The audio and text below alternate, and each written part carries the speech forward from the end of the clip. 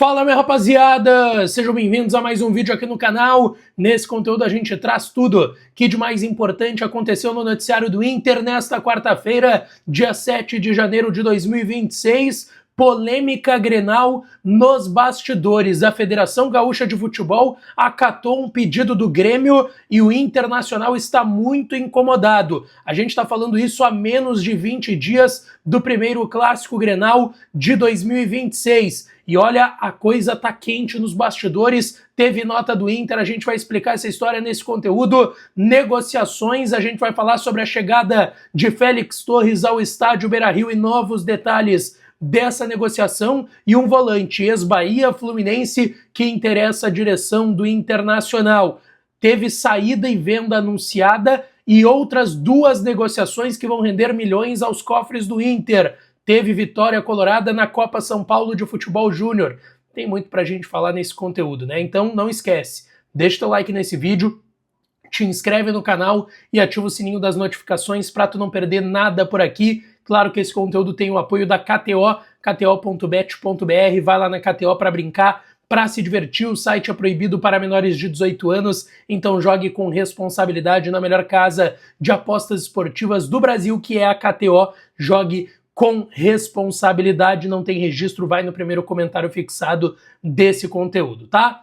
Gente, vamos lá, eu quero começar aqui falando sobre a vitória dos garotos do Inter do Celeiro de Ases na Copa São Paulo de Futebol Júnior. O Inter, que está no grupo 32 da competição, tinha empatado num jogo horroroso em 0-0 na sua estreia e hoje venceu o CSE de Alagoas. O CSE teve um jogador expulso no início do jogo, mas nada pôde parar os garotos do Inter. Vitória com autoridade, 3-0, 2 gols do Gustavo Huguin, atacante de lado de campo, que veio do Bahia para a base do Inter no ano passado ainda, do meio para o final do ano passado, no segundo semestre. Hoje foi o destaque mais uma vez. O outro gol foi anotado pelo Vitor Hugo. Agora o Inter é líder do grupo 32 da Copinha, vai encaminhando a sua classificação para a fase de mata-mata. Aliás, mata-mata não, né? Mata, só jogo de ida, não tem volta. E o Inter joga agora no sábado, 11 horas da manhã, contra o Nacional de São Paulo, para garantir essa vaga nos matas da Copa São Paulo de Futebol Júnior.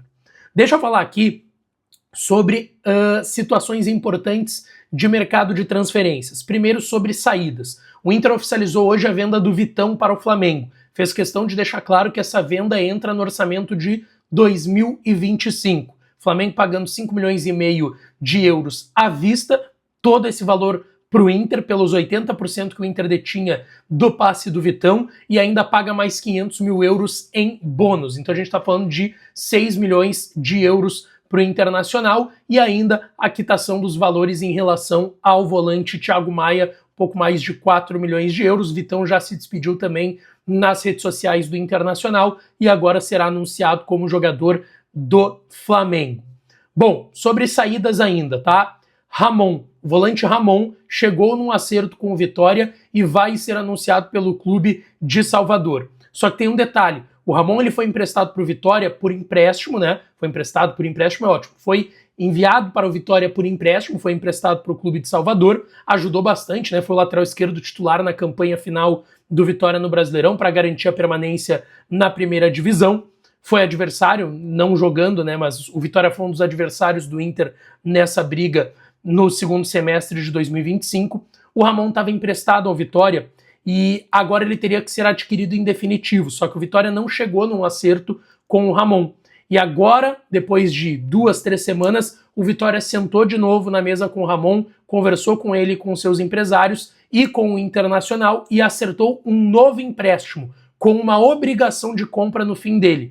Então o Ramon de novo será emprestado ao Vitória, mais um ano de empréstimo de contrato. Antes, o salário dele, que é de cerca de 450 mil reais, ele era dividido entre os clubes, agora ele vai ser integralmente pago pelo Vitória, 100% desse salário vai ser pago pelo Leão, e ele vai ter essa obrigação de compra, que é do mesmo valor que o Inter pagou para tirar ele do Olympiacos da Grécia no início de 2025, 9 milhões e meio de reais, tá? Dá 1 milhão e pouquinho de euros o valor da compra do Ramon. Fica mais um ano emprestado ao Vitória com essa obrigação de compra, aí o Vitória compra e paga ao Internacional no final agora de 2026 para 2027. Outra questão importante, tá? O Inter está atento a uma negociação que está acontecendo no futebol mexicano.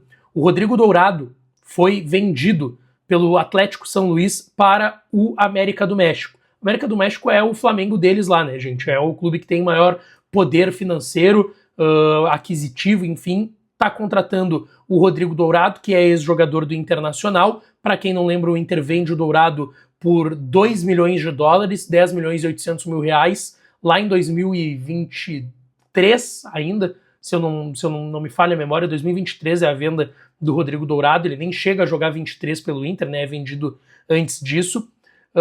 E o Internacional, aliás, o Inter vende ele por 500 mil dólares, né, 2 milhões e meio de reais. Agora, para o América do México, ele está sendo vendido por 2 milhões de dólares, 10 milhões e 800 mil reais, tá? Então o Inter vende o Dourado por 2 milhões e meio de reais. E 2 milhões de dólares é a venda do São Luís do México para o América do México. Ele já foi anunciado por lá, vai trabalhar com o técnico André Jardine, que já esteve na pauta do Inter em algumas oportunidades. E o Inter tem 30% dos direitos do Dourado. Então o Inter vai receber uma graninha, tá? O Dourado, como o Inter tem 30%, o Inter tem direito a 600 mil dólares, 3 milhões e 200, quase 3 milhões e 300 mil reais, e o Inter já está fazendo os contatos com a América e com o São Luís para receber o valor dessa transação. Então é mais uma graninha aí, um pouco mais de 3 milhões de reais que vão entrar nos cofres do Internacional. Falei da saída do Vitão, falei da saída do Ramon, então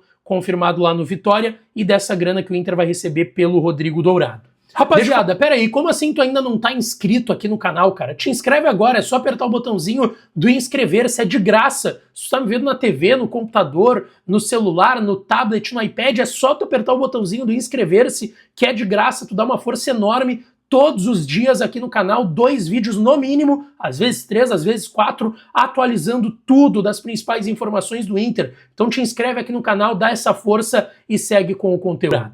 Deixa eu falar sobre chegadas, porque a gente trouxe na informação da tarde aqui no canal, o Inter tem um acerto com o Corinthians e com o zagueiro Félix Torres, equatoriano de 28 anos, que está sendo emprestado ao Inter por uma temporada. O Inter tá, e eu trouxe no vídeo da tarde, mas repito aqui, naquele processo de troca de documentações. Até veio uma informação de São Paulo que o empresário do Félix Torres estaria travando a entrega de alguns documentos importantes desse negócio, porque o Corinthians deve o Félix Torres e os seus empresários. Lembrando, o Corinthians também deve ao Santos Laguna, clube mexicano que ele comprou o Félix Torres em 2024. Ele chegou lá um pouquinho antes do Fabinho Soldado, que agora é executivo do Inter, mas esteve no Corinthians em 24 e 25. Não foi o Fabinho que levou o Félix para o Corinthians, mas ele que está trazendo ao Internacional.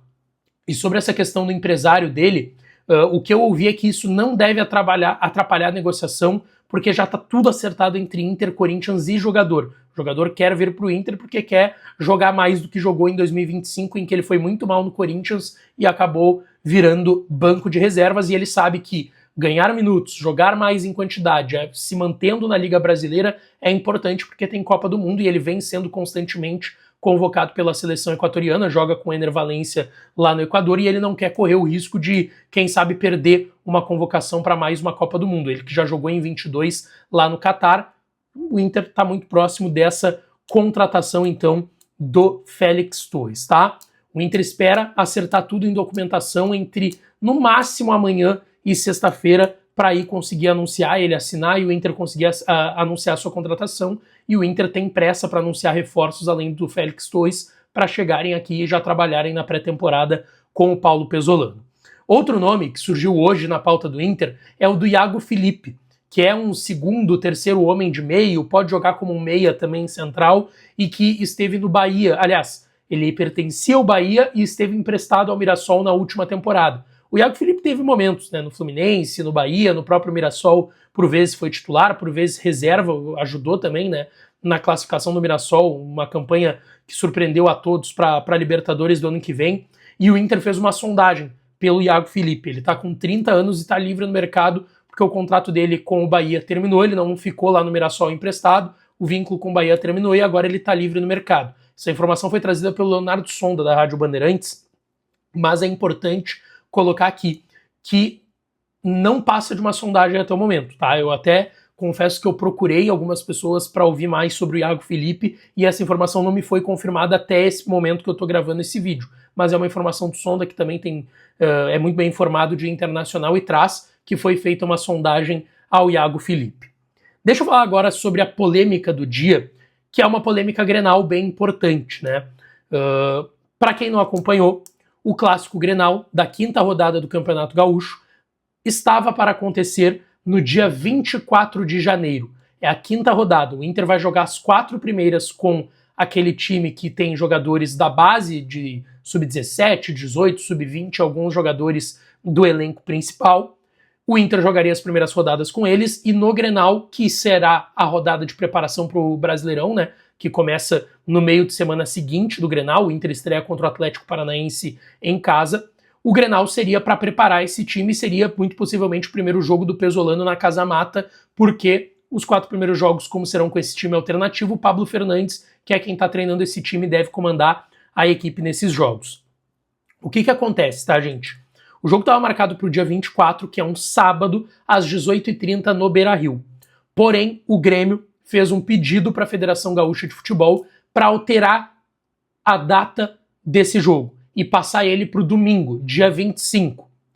Porque o Grêmio joga em Bagé contra o Guarani, é uma viagem longa, desgastante de fato, 6 horas e meia, quase 7, né, mas passa um pouco das 6 horas de viagem de ônibus até Bagé. E o Grêmio, mesmo que, e até a informação que se tem lá é que o Grêmio também vai jogar com reservas esse jogo contra o Guarani, né, o que deixa um pouco mais estranha essa situação. Mas o Grêmio está alegando que, por esse jogo sem Bagé, 9h30 da noite, até ter coletiva, voltar para Porto Alegre, o Grêmio estaria em desvantagem, porque o Inter vai jogar em Porto Alegre o jogo antes do Clássico Grenal. Essa é a argumentação do lado do Grêmio para ter pedido para a Federação Gaúcha de Futebol a alteração para o domingo, às 8 da noite. Acontece que essa alteração ela foi aceita pela Federação, e isso incomodou e muito o Internacional. O Inter, inclusive, emitiu uma nota agora à tarde, depois dessa decisão da Federação Gaúcha de Futebol, manifestando sua discordância com essa decisão da Federação. O Inter coloca até na nota: o Sport Clube Internacional manifesta discordância em relação à alteração da data e horário do Clássico Grenal. Cabe reforçar que mudanças desta natureza impactam diretamente o planejamento operacional, esportivo e logístico do clube. Ressaltamos que no Campeonato Gaúcho anterior, após atuar fora de casa contra o Guarani em Bagé, o Inter teve na sequência um jogo diante do Juventude no Beira-Rio, em um sábado à tarde, o que reforça a necessidade de maior equilíbrio e diálogo na construção da tabela. O Inter reafirma sua disposição permanente para o diálogo institucional e espera que decisões relevantes como essa sejam conduzidas com transparência, respeito e comunicação entre todas as partes. A informação, gente, que o Inter está trazendo também, e é confirmada no bastidor do clube, é de que o Inter não foi informado pela Federação Gaúcha de Futebol que haveria essa alteração. O Inter sabia, por meio da imprensa, do pedido do Grêmio, mas a Federação ter aceitado e acatado o pedido do Grêmio não foi informado ao Inter. E o Inter está bem incomodado, não só com a alteração, mas o fato da Federação não ter comunicado o Inter disso. Tá? Então é uma situação delicada, o Inter está bem incomodado com essa situação. A gente lembra que o Campeonato Gaúcho passado já foi muito tenso, principalmente em relação à arbitragem. Vai ter que apitar árbitro de fora do Grenal, o que vai acontecer? Acabou acontecendo isso nas finais do Gauchão, foram 2 árbitros de fora, o último do título do Inter no estádio Beira-Rio, aquele golaço do Ener Valencia foi Marcelo de Lima Henrique, né, do Rio de Janeiro, árbitro experiente. Então já vem carregado aí uma questão importante em relação ao Gauchão, e lembrando que o Grêmio teve uma mudança de gestão, né? Agora não é mais o Alberto Guerra, agora o Odorico Roman, que já começa a sua gestão também tendo um problema institucional com a gestão do presidente Alessandro Barcelos em relação ao Campeonato Gaúcho. Mas é numa decisão, no mínimo, estranha. Um pedido do Grêmio, inclusive o Paulo Pires hoje no debate da 7, ele leu o regulamento e ele trouxe.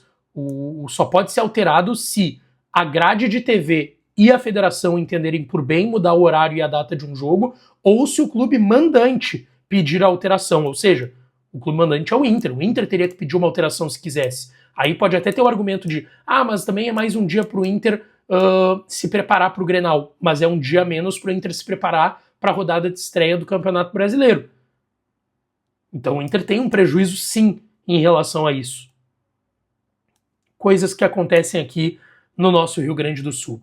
Deixa tua opinião aqui nos comentários, não esquece, deixa teu like no vídeo, te inscreve no canal, ativa o sininho das notificações que eu volto para falar do Colorado por aqui, tá certo?